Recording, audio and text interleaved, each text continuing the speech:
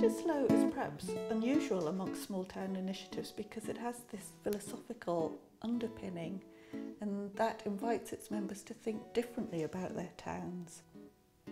My name's Tessa Holland. I'm a researcher at Newcastle University, and I worked with the National Board of Cittaslow UK to explore the relevance of this international network of slow towns to its UK membership.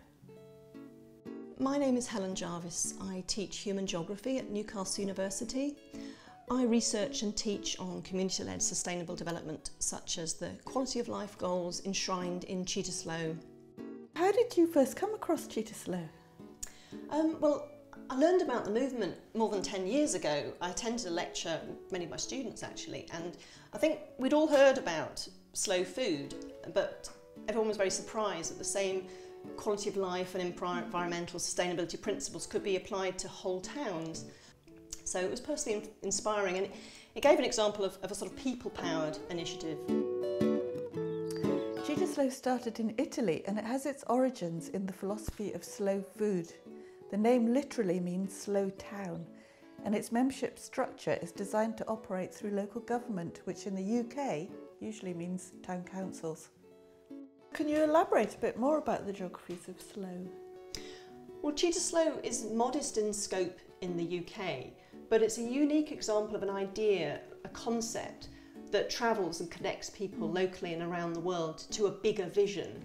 As you know, it's a really international movement, and this was brought home to me when I attended my first International Assembly in 2011 in Poland.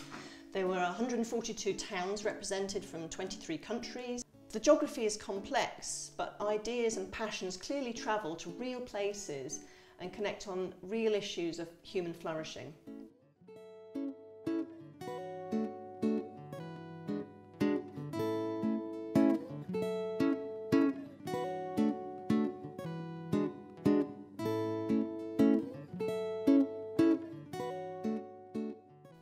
Saturnini, who was one of the founder members of Cittaslow, he characterised the organisation as a compass, a kind of a direction finder, a way of helping member towns to chart a course through the choppy economic waters and changing circumstances of globalisation. Slow as an idea is becoming increasingly familiar to a broad audience.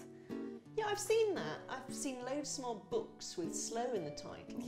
Yeah, and it's being sort of increasingly used to counterpoint forces in our modern life that are kind of pushing us in the direction of speed and consumption and waste, and so yeah. And somehow that audience really get that slow as a counterpoint to fast is smarter, more socially responsible and ethical. It kind of is a useful way of communicating that really complex ideology. Yeah, and slow is even being used to question assumptions in the public sphere about how we decide what is valuable and important in our society and in our politics. So is there a formula for creating a successful Cittaslow town? Cittaslow is not a one-size-fits-all idea, because every town in every country is unique, and it has its own history and its own character, and so Cittaslow ends up being different in every place.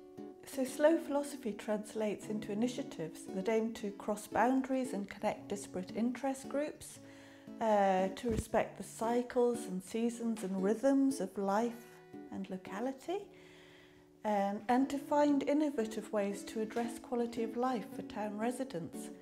Most importantly, to focus attention on long-term planning over short-term fixes.